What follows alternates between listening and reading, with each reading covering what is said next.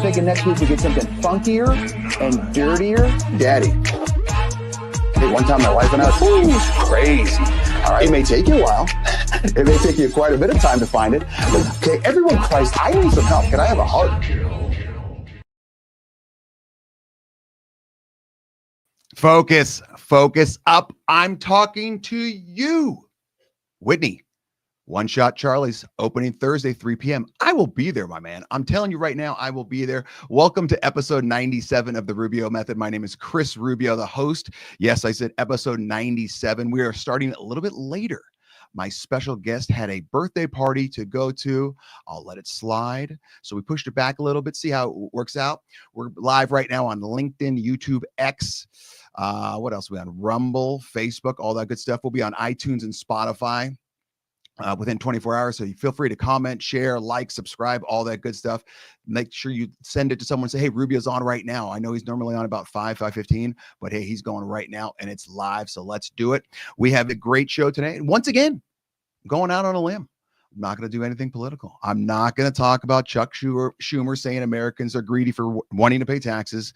I'm not going to talk about how Tim Walz says he can kick anyone in MAGA's ass. And he also brings joy to watch Tesla's stock go down. I'm not going to talk about Randy Weingartner, who's the head of the teachers union, saying she was all for opening schools back in 2020 when there's like 12,000 videos say she wasn't.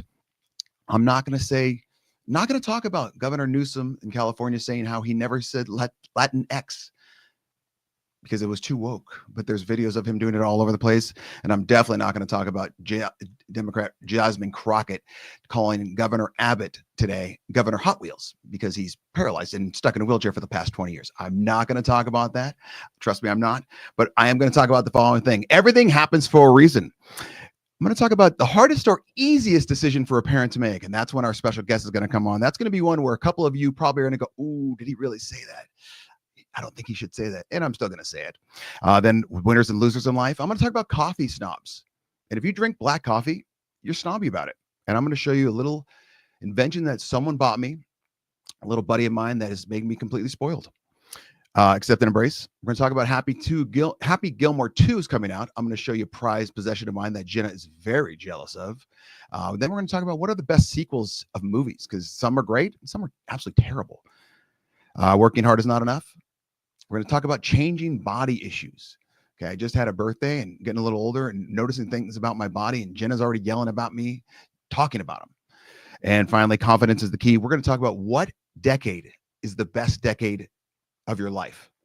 Okay, so you understand your what is it, the ones, your 0 to 10, 11 through 19, 20 through 29. You get what I'm saying. And we're going to talk about that, all of that and much more on episode 97 of the Rubio Method. Here we go. Everything happens for a reason. All right, so you guys know me. You've been watching me for 97 episodes. I've always been I root for the underdog. It's one of those that unless it's my team, I am watching a group of kids, things like that. I'm always rooting for the underdog. And I think it goes back to me growing up as like the chubby kid. I was always very large, we'll say. I was the kid who wore sweatpants and not jeans. Nasty says, here we go. And don't forget to catch the ride with Chevy and Nasty at 9:30. This show is going to bleed right into him and the AC Live, AC Sports with AC. Jesus, good guy. So I've always been, AC Sports Live. There it is. Thank you, Jenna. I've always been, favored the underdog, root for them. If I see a chubby kid, I'm like, you can do this, buddy. You can do it. You can do it. You can do it. Because I was big. Okay. Graduated high school. I was 6'3" 3/4, 293 pounds. That was my first day in college. And then after college, I got even larger. The largest I ever weighed myself was 375. And then I said, you're getting close to 1/5 of a ton. You might want to throttle down a little bit. So yeah, I've always rooted for the underdog. And I actually thought with both of I have 3 boys. I always thought when my wife was pregnant that, you know what? I bet you I'm going to have a kid with quote unquote needs because I could handle it. I would be one of those that said, okay, what are you going to do? Stuff it back in there? No. Okay. So it's one of those things that you're just going to have to do. And I mean, I had a cousin that her baby, I can't remember if it was a boy or girl, doesn't matter, was one of those that slept on the same spot forever and started to get like a soft head or soft brain. I don't know. Jenna looked up the technical term for that, but she would have to, the kid had to wear a helmet. And she was very, very nervous about it. Like, oh my God, I can't believe my kid has to wear a helmet, like at all times, because you got to basically push this damn head to make it, I guess, more Charlie Brown style or whatever heads are at that age. And I said, hey, why don't you lean into this thing? She goes, what do you mean? I go, you need to like put horns on that helmet. She goes, what do you mean like horns? I go, like deer horns, moose horns, something like that. She goes, no, it'll just draw attention to it. I go, you think people can't see the damn helmet? It's one of those things where you're going to be able to do it. And people are going to see it anyway. So just lean into it. She wouldn't do the horns, which I was very pissed about. I told her to just decorate it like a football helmet. She didn't like that option, but that's the way I was. I would just kind of lean into it. Jenna wrote fontanellas. What the hell's that? Did I ask a question right now? What question did I ask, Jenna? And then after that, I started to have this theory. Okay, now hear me out on this. And I've always had this theory growing up. Oh, to look up what is called soft head. Oh, that's soft head. Fontanellas. Oh, okay. Well, now you learn something new every day. So I've always had this theory that if you have a splash of something, we drove in YYC, love the horns. Yeah, absolutely. You lean right into it. If you have a splash of something, autism, Downs, I don't care. It doesn't matter to me. Just a splash. You're more happier, if you will. And I've always had this theory in my head because you're not worried about the bigger things. Maybe you are, maybe you're not. I just know that if you're quote unquote normal, you seem to be worried about a lot of crap all of the time. And my theory was proven correct. So there's this organization in town, and they kind of help out anyone that has, let's say, special needs, all the way up to way into adults, like 60, 70-year-old. And they pick them up in these vans. And one of the guys lives down the street from me. And they pick them up every single morning. They go take them to wherever they're taking them, and they teach them some sort of skill.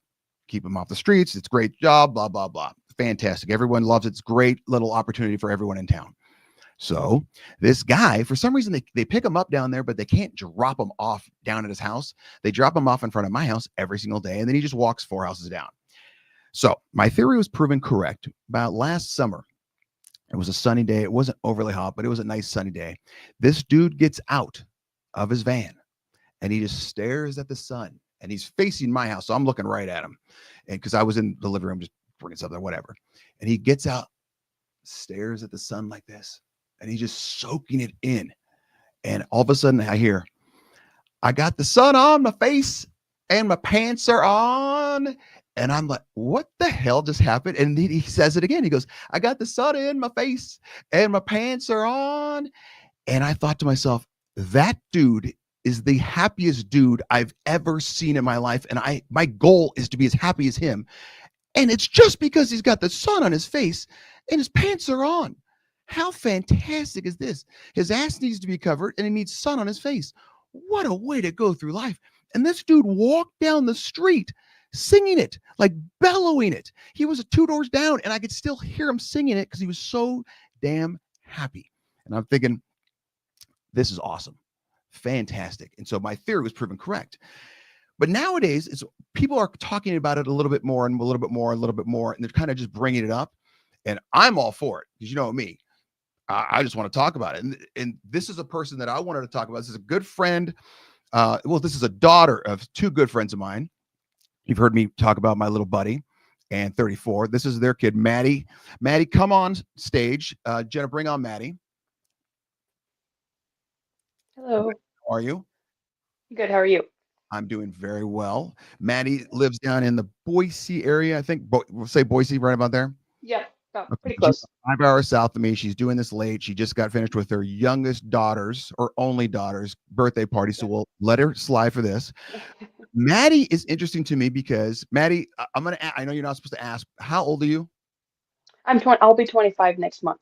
Okay, 25. You look like you're 15. So this is great. You've got great genes. Thanks. So 25.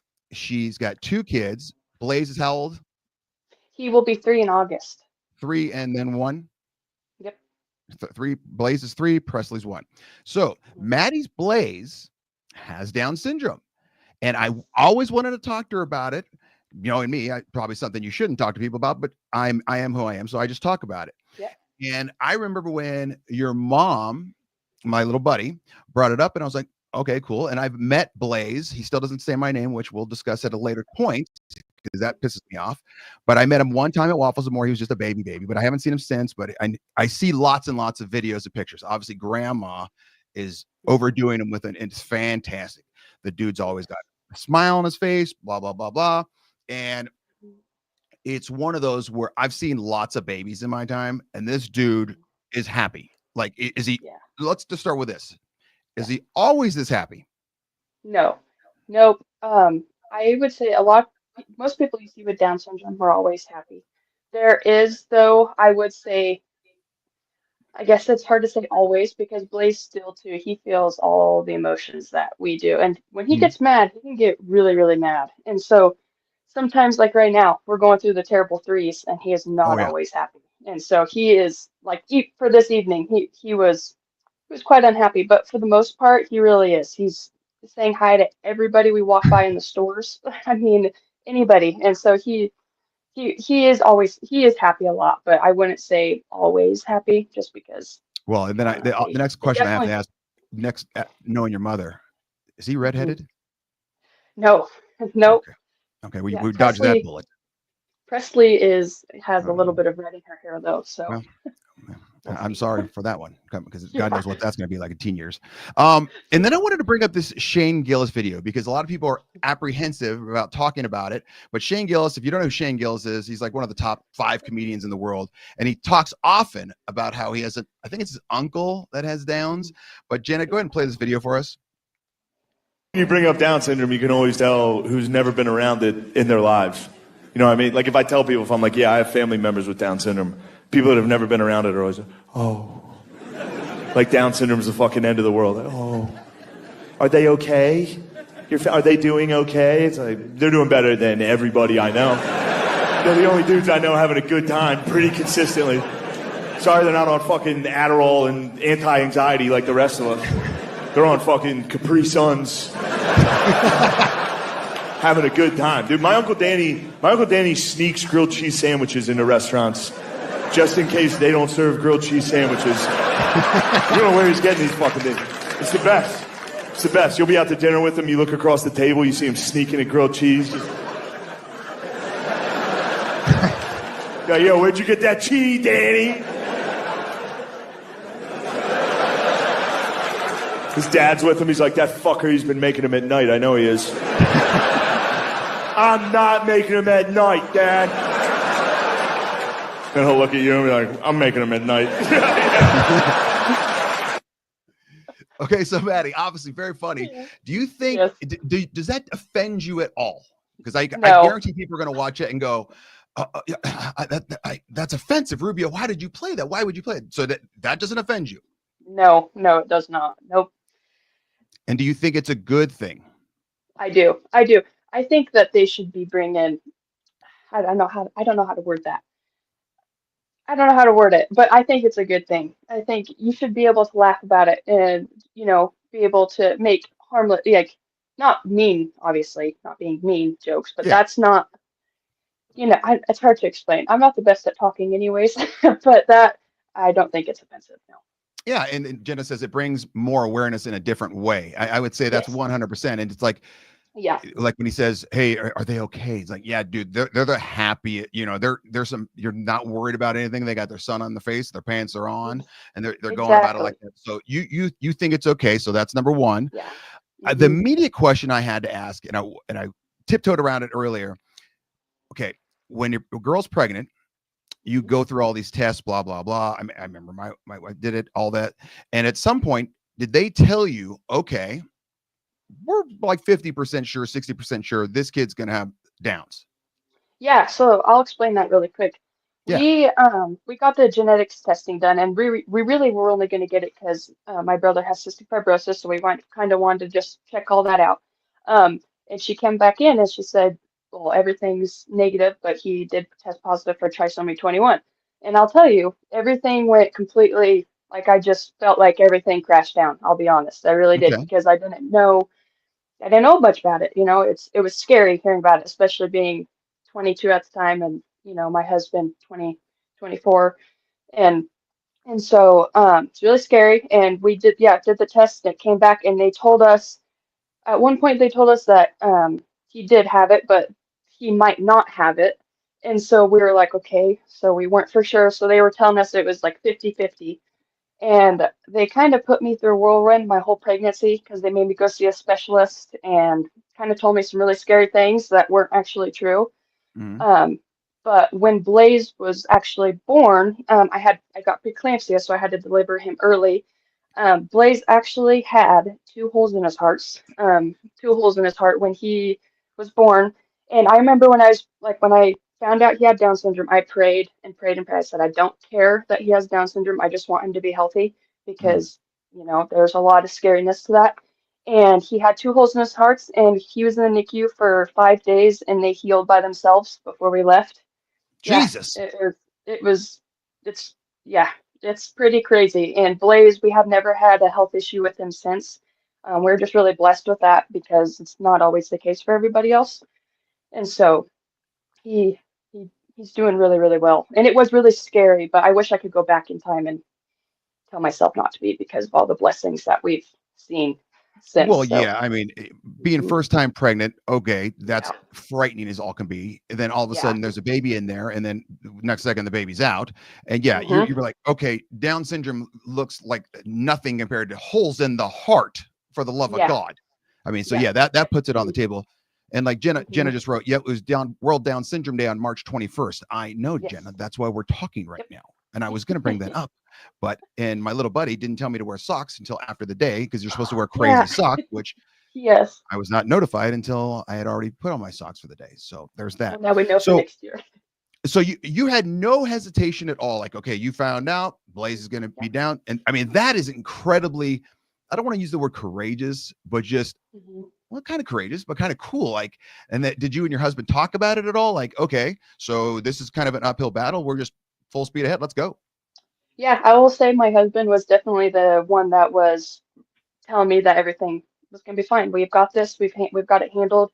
I was really, really scared because of all the health issues, and I looked up on Google all the stuff that yeah, I probably shouldn't have done because it tells you all everything bad. Yeah. But my husband, he was, I mean, the number one through it all, and he was, and I mean, I'm serious too. He was definitely really supportive through the whole entire thing. He did not seem worried at all. Like he was just like, nope, we've got it. I mean, it's not God chose us for a reason, and so that's Mm. what.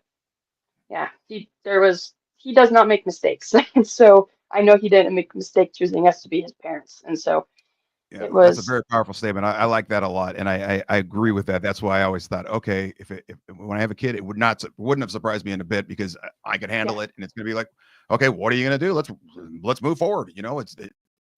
Okay, two tears in a bucket, and think of a word that yep. rhymes with bucket. Okay, I'll just say that. And so, how are you handling it? It's obviously tricky raising a 3-year-old, and I will tell you that Mhm. 3-year-olds they're bad because now Yeah. they're 2 years olds, and now they have an attitude, and then it's kind of you just want to yeah. So Yeah. what advice can you give to other parents that are maybe just finding this out as well? My advice would be, um, it really would just be not to be scared. I really like there is a lot of scary stuff that can happen, yes, but the the joy that they bring, all of that goes away, I feel like. And I do feel like if you were chosen to be a parent to somebody with special needs, anybody with special needs, Mm. not even just Down syndrome, there's a reason for that, and you can do it. And it is really hard. Shoot, I cry. I have breakdowns all the time because I feel like I'm not doing something right or I'm not teaching him the right way. But then we'll go out in front of all these people, and he will go up and just want to hug somebody, or he'll go up and rub your back if he thinks you're upset or whatever, and it makes you realize, okay, maybe I am doing something right. And but it's really scary. I would just say just I don't know how to really say that, but you're chosen for a reason. You really are. And so yeah, I'm No, sorry, that's not you said it it's perfectly, man. You said it absolutely perfectly because I mean, it raising kids is not easy. I mean, I always used to say it, you know, I'm not the first person to do it, not going to be the mhm, last person to do it. There's been a lot people that are dumber than I am that have raised kids that are functioning adults. And if they can do it, then I can do it as well. And I think from what I can tell from all the videos and all that good stuff, you're doing a great job. What else is there anything else before I let you go that you want to tell people about dealing with, so like say a parent of a 5-year-old walks by and sees Blaze and they notice, okay, it's a little bit different. Yeah. What advice do you have for those parents? I would say let your kid, if your kid is looking at my son and he wants to, he's just looking at him and trying to figure something out, let him come up and say hi. Let him come up and treat the biggest thing Austin and I told each other is when we found out Blaze had Down syndrome, we said we're not treating him any different. Like he's going to be treated like any other kid. We've done that, and I definitely feel like it's helped us in a lot of ways, milestone wise too. Just not, you don't put limits on them. They're capable of anything. There's a guy with Down syndrome I follow. He ropes. He gets on horse and he ropes, and he works cows. I mean, that's pretty amazing because one of the biggest things with Down syndrome is like low muscle tone too. And so uh, Blaze started walking after he was 2 and stuff. And so there's just a lot of stuff. And so being able to build that muscle up and do all these amazing things, just don't tell them they can't do that. They can do so many things. You just have to be able to have the patience to be able to help them get there because, it takes a lot of patience, but they can do everything. And so, but yeah, I would say too with parents, just let your kids, just let them talk to them. Don't point them out to where, they are different, if that makes sense. Oh, I would 100%. I get it. yeah, just let them, just let them be kids together. I don't know how to say No, that, but just you're doing yeah. absolutely perfect. Maddie, final question for you before I let you go and we go to commercial. How close are we to Blaze saying Rubio? We're gonna get there. We'll get there. Okay, because I'm Yeah, thinking I'm hoping by end of summer. we'll work on that for sure. That'll be a goal. Okay, maybe you just have them watch this and we'll just say Rubio. Deal. We can do it. Maddie, I really appreciate your time. Thank you very much. you. You're doing a great job. Everyone, this is Maddie. Jenna. Hi, thank you for having me. No problem. Jenna, I'm out. But I'm thinking next week. You have been watching The Rubio Method. Let's get going, gang! Our dedicated staff is ready to work for you. Artbeat specializes in custom apparel. Call us or order online. Free shipping nationwide. Custom printed shirts are our specialty, and we make sure you get exactly what you want. Bring in your own design or let our team create one for you. Promote your business, event, or club with pens, caps, bottles, mugs, and more. Waiting cool since 1985. Take it away, Rubio. Focus up. I'm talking to you, Todd, over at Artbeat. You guys do a great job on all my stuff. Make sure you guys follow Artbeat on Facebook. They do a wonderful job, and I know they ship everywhere in the world. They do a great job. Welcome back to the Rubio Method. My name is Chris Rubio. We've got Facebook, LinkedIn, YouTube, Rumble, all those, an X going live right now. We'll be on iTunes and Spotify. This is episode 97. Jenna, how cool was Maddie? Okay. Oh, Maddie, you were, yeah, I really like her. I told you would. Yeah, she's fantastic. Very cool. Posts a lot of pictures on Facebook as well that you can see on the promo picture that I have. That's her family on there. And you got Blaze up in the upper right-hand corner. Great kid. Here we go. There are winners and losers in life. I want to talk about coffee. My father-in-law was just in town. He drinks 2 pots of coffee per day. Then he proceeds to tell me that he cannot sleep at night. And he can't figure out why. Well, maybe because you've got 12 billion milligrams or grams, or I don't know how the coffee's rated, of caffeine in your system, bud. And here's my thing. Noticing him and other coffee drinkers, and I think Jenna did agree with me, or maybe not. You guys can chime in as well.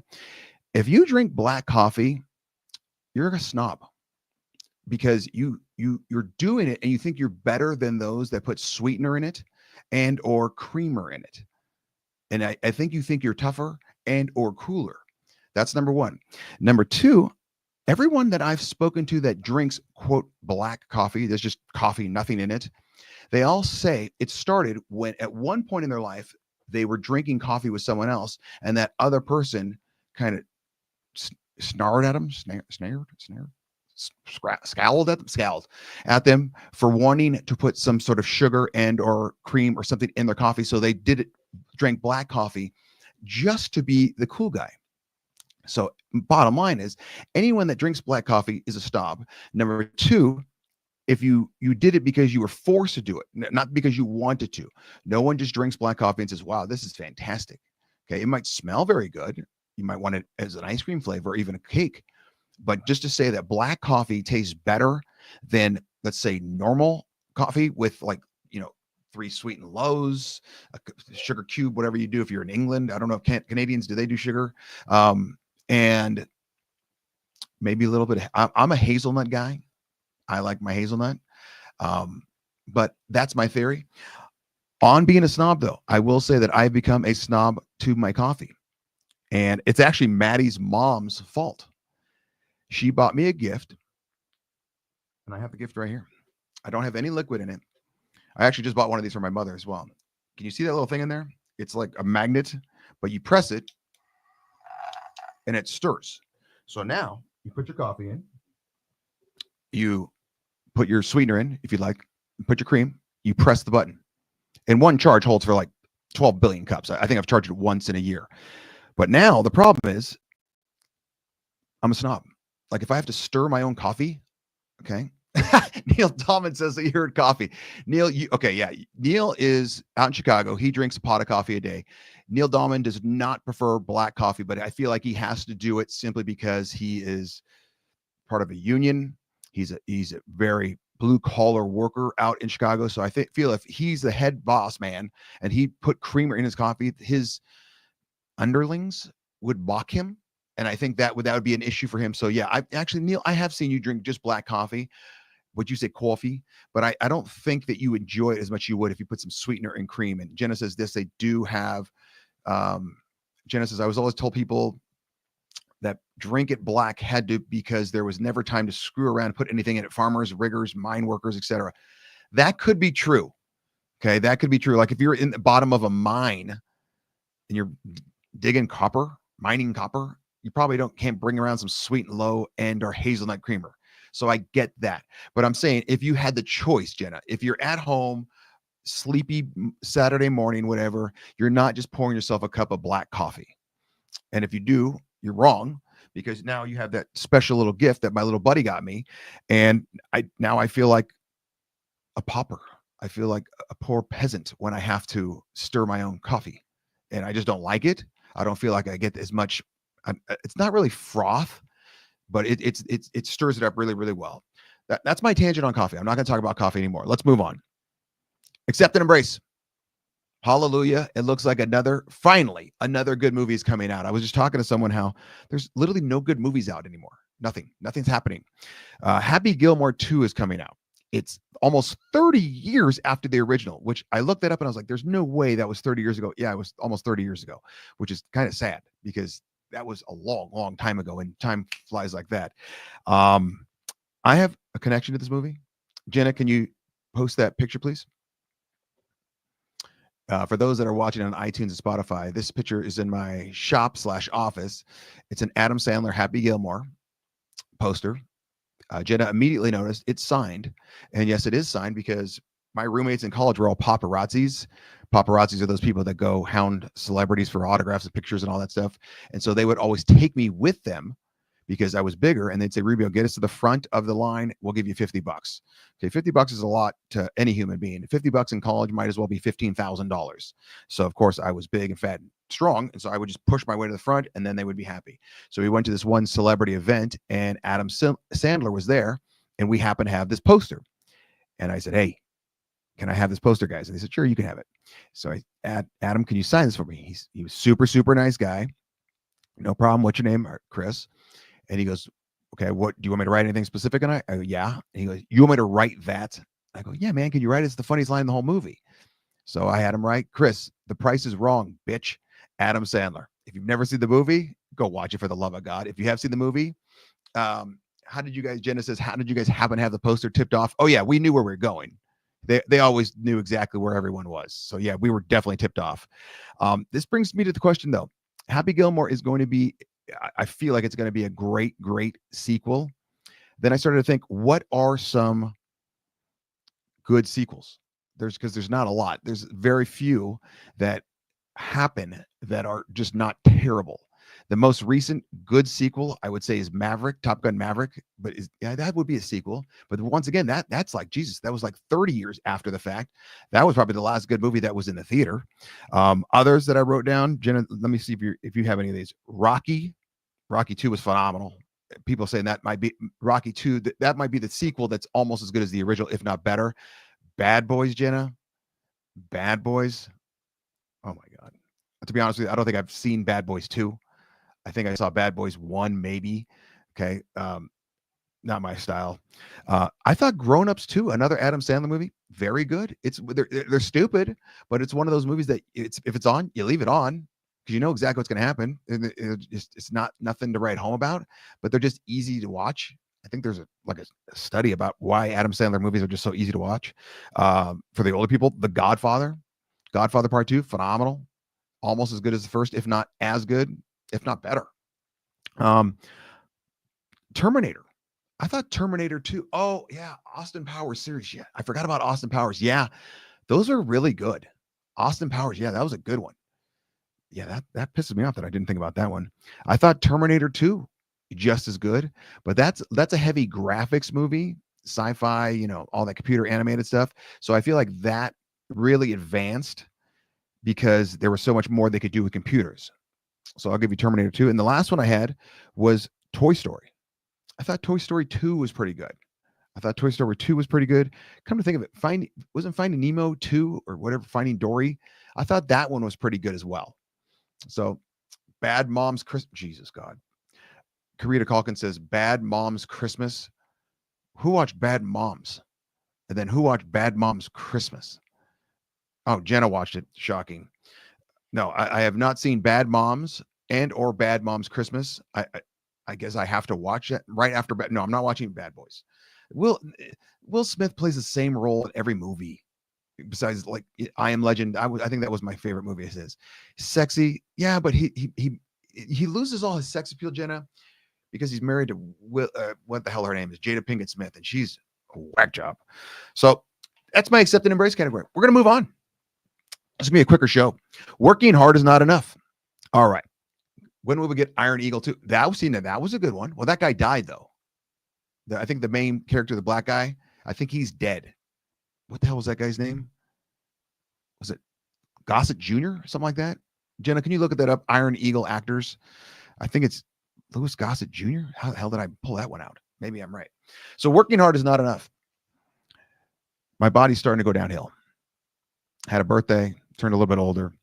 And I always knew I would have issues with my back because in college, I've told you the story for those new listeners, watchers, was in college and it was when I played, men were men and you were allowed to hit the long snapper. That was the position I played. And so they'd line up on you and just boom, take you up, boom, take you up, boom. As soon as you snap the ball, boom, they hit you. And so one time we were running these things. I don't even know if they have a name or just hell, where you just run 100 yards of the football field, go across the football field, come back, and you had to do it under X amount of time. So for the fat kids, say it was like maybe 1 minute and 6 seconds. The fast kids, it was probably say 45 seconds, whatever. So we were going and I made that first turn and all of a sudden I felt like I got sniped. And I remember I fell down. Like you see in the buffaloes in Dance with Wolves when they shoots them and boom, brrr, falls. And that's what I did. And I remember I fell and the trainers immediately came out and they're, and I'm like breathing like that. Rubio, what's the matter? What's the matter? Something went wrong. Something went really, really wrong. And they're like, what do you mean? I go, something in my back, just not good. I don't know what to tell you. Something's just not good. And they did an MRI, and I've told you this story before where I was too fat to fit in the MRI machine. So they had to make me put my hands above my head to slim out and get in there. And that was an absolute nightmare because they tell you, don't open your eyes. Of course, I was 21, 22 years old. You're basically an idiot. Of course, I opened my eyes, and that's when I started my claustrophobia phase of, okay, this is literally a tombstone. I'm out. I don't want to be in a coffin. So I knew at some point, bottom line, back, big issue. Crushed L1, L2, L3, L4, L5, slipped out, all that good stuff. Wonderful. I knew I would have back issues. But now, we'll get to that, Jenna. Don't worry about it. Now, I had a zit in between my eyes last week. Who the hell has a zit in between their eyes? Like right there. And the thing is, as I age, like I could see the zit. Okay. It's like, okay, I can feel it. And then I've sent within, I'm telling you, 10 minutes, the damn thing was there. And so immediately start scraping it, popping it, do whatever. And it's one of those things of like, is my body starting to advance knowing that it's going downhill? Because you am I over the hill? You have to be over the hill at this point. And then Jenna warns me right off the bat. She goes, okay, if you start getting like ear and nose hair, which okay, that ship's already sailed, Jenna. She says you better trim it. Yeah, man, I am. And those that don't, my wife has a theory on this. If you don't trim your ears and or nose hair or things like that, you don't have a significant other, because there's zero chance that your wife and or significant other, husband, wouldn't say, hey, that's enough. Or you don't have good friends, because I've seen good friends of my wife or even me say like, hey, what's the deal here? You got a rogue whisker or something like that, and you got to fix that. So either you don't have a significant other and or you don't have a very good friend, because if you're not a good friend enough to someone where you can't say, hey, like even if it's a chick and you're another chick and you say like, hey man, you got like a whisker growing out here that's 9 feet long. Why would you not tell that girl? You have to. Because do you want her like just to walk around with, where she looks like ZZ Top? No, you got to get rid of that thing. I think you're a worse friend if you don't tell them. So you got to tell them. Obviously I'm balding or bald. Okay. Ray Charles could see that. And then body pain of like knees going upstairs, downstairs, but that just happens. And I don't know if it's just one of those things that I've never had knee problems or my knees just getting old. Or I don't know if this is just something that happens as you get older. I'm not exactly sure. I just know it's happening, and working hard is not enough. I stay in pretty good shape, but it's one of those weird things that it's starting to happen more and more and more. And I'm not too comfortable with it. And I don't know if it's like what's going on. So let's move on. We can move on. Confidence is the key. This one was brought about by my mother. She says, why don't you talk about which decade was the best to live in? So I started thinking about, okay, talk about like 80s, 90s, things like that. And I thought, no, let's do it a different angle. Let's do which decade do you think, Jenna, you can answer as well as anyone else out there. Which decade is better to live in? 0 through 10, 10 through 20, 20 through 30, 30, 40, 40 to 50, 50 to 60, 60 to 70, 70 to 80. I think we can knock off like 80s to 90s and 90s to 100s. I mean, I'm just saying just because of the 80s and 90s and 90s and 100s that I've dealt with, they're not exactly, let's say, living life. They're kind of just there. And I mean, it's hard because if you're still functioning mentally, but then your body can't move. And I mean, that's rough. I told you about when my grandmother, she passed away, she was 98 and a half or 99, something like that. But she was pretty damn ill for like the last 2 years. And everyone, for some reason, they made the mistake of letting me speak at the funeral. And the first thing I said was, everyone asked me, Rubio, you said that your grandmother passed away. And I said, not really. They're like, what do you mean? Don't you wish her around? Yeah, I do. But her last couple of years were bad. And she ran the race. It's okay. At some point, the race is over. You've crossed the finish line. It's done. You need to spend more time on the roller, says Weedro and YYC. That will fix your knee pain. Yeah, that hurts. The roller on my knee or on my hamstring. See, you're providing more questions than answers. I think that's Sheldon. So I think we can eliminate 80s and 90s. That's me being maybe a little ageist. I don't know, but I'm just saying, unless you're in super good health, but then there's always, if you're in super good health, like, are you really enjoying a lot of life? Like the people that are super, super healthy that like never have a bite of chocolate or a piece of pizza, are you really living, man? Because that I feel like you got to balance it out. There's everything in moderation. As a child, let's say 0 through 10, I don't think that would be the best decade, simply because you go to sleep at some place and then all of a sudden you wake up at another place. So that would be kind of freaky. Like, how many times do you take a baby, like Maddie takes Blaze and her daughter Presley, and puts them in a car seat, takes them someplace, they fall asleep in the car, which every damn kid does. And then all of a sudden, boom, they wake up and they're at a rodeo. I mean, that'd be kind of cool, teleporting and all that stuff. But you know what it's like, well, what are you doing? So 0 to 10, can't be the best decade. Teens, this was kind of be a good one, Teens is kind of a good one because you're the smartest person on the planet, as every teenager thinks. You can literally, unless you're just a fat ass, your metabolism is terrible. You can eat whatever you want. So metabolism is definitely wasted on the teens because they eat, holy hell, they just eat crap nonstop, and they either stay the same or they lose weight. That was not an issue with me. My DNA was thrown. Thanks, mom and dad. The problem is you're basically a moron in your teens because you think you know everything, but you really don't. Number one. Number two, your body's all over the place. No one's developing at the same exact pace, where you could be a 14-year-old boy and be, okay, you're already shaving, or you could be a 16-year-old boy and you don't have a hair on your body. And so that's awkward. Same thing with the girls, but they do it a little bit earlier. And then I didn't even bring up the voice changing, where you have a voice and all of a sudden you're Peter Brady or Bobby Brady or whoever the hell Brady Bunch was, where the kid's voice cracked. Like, that's just awkward. And as soon as the teenager realizes that, yeah, you're all awkward morons, that's easier it is for them in life, because they're like I've said before 1,000 times, you're not the first person to go through it. You're not going to be the last person. So the teens, the 20s, I was thinking about, you start to get, quote, it, but you don't have enough money to really do anything. So you start to live your life and you're like, oh God, I'd like to go to Spain. I'd like to go to Italy. I'd like to do this. I'd like to buy that. I'd like to, drive that car. Then you look around, you're like, okay, you either just graduated from college or you just got into the workforce. I don't have any money. Yeah, no kidding. So the 20s are good because your body's still young. You can do what you want, but you don't have enough money to really enjoy it unless you're super rich and you just got lucky. So 20s, I'm not sure about. 30s, you're basically becoming a real adult at this time. Okay. You're basically becoming a real adult. You've got some money usually because you've got some sort of a career at this point. But, and now this is a good but, you've also got more responsibilities in your 30s, where usually most people are kind of married or have a significant other, or they have a really significant job to where they're kind of locked into what they're doing. So yeah, you might have some more money and you're like, wow, I've got money to travel to Italy, but I've got a husband, I've got a wife, I've got 2 kids. They're playing soccer. They're doing this. We're on the theater team. We're doing this. The kids are in dance. What are you doing? And so you can't really leave to go do this. So that's the quandary of, okay, you've got some money, but now you don't have the time because you've got more responsibilities. And that kind of bleeds into the 40s, where things start to hurt a little bit more, your body, because it's aging up there in past injuries. You start to have more money. You might have some more time due to kids possibly moving out, becoming empty nesters and things like that. But you have to see, do you want to keep doing what you wanted to do in your 20s, or you changing a little bit?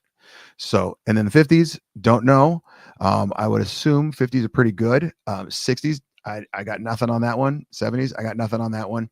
But I don't know. I think would be very, very, very cool if you could do a reverse Benjamin Button, or just Benjamin Button. If you haven't seen that movie, Brad Pitt movie, very good, very weird, where basically he ages in reverse. Like, he's a baby, but then he immediately turns like old, but then he gets younger as the movie progresses. So his older self can tell his younger self what to look out for. Very cool concept. Okay, good movie. You should watch it. Jen, have you seen that movie? It's one of those that it makes you think. So if you could do the Benjamin Button thing where you reverse an age, I think that might be a cool thing. Jenna, you might want to watch it. It's pretty good. So let's move on. We're wrapping this show up early today. Let's go. Let's go back to the bottom line. The bottom line is all stuff that you should have learned without even realizing you learned it throughout the show. Number 1, different does not mean unhappy. Different does not mean unhappy. This obviously goes with Maddie was talking about. She was so epic. She seems a lot more mature than a 25-year-old. Good God. So good for her. Different does not mean unhappy. Number 2, use your words in a good way. Use your words in a good way. If you've got questions, go talk. If you're curious, go ask. Things like that. And number 3, you'll never have enough time or money. So just do it. Like Nike says, if you're 20 and you want to go travel, and you're never going to have the exact right time to do something. Jenna, this was fast. It was it was 45 minutes. Okay. Not a motor, muscle cars, hot pants, mini skirts, and sitting on the console. What happened to the girlfriend sitting by the boyfriend in the muscle cars? Not today. I would say definitely not today. On that note, thank you for everyone watching. Make sure you like, share, subscribe. Make sure you spread the word about the Rubio method. This was episode 97. My name is Chris Rubio. Jenna, I'm out. Thanks for watching the Rubio method. Be sure to spread the word, and don't forget to subscribe, like, or follow on YouTube. Spotify, iTunes, Google, Amazon, Twitter, LinkedIn, and Facebook.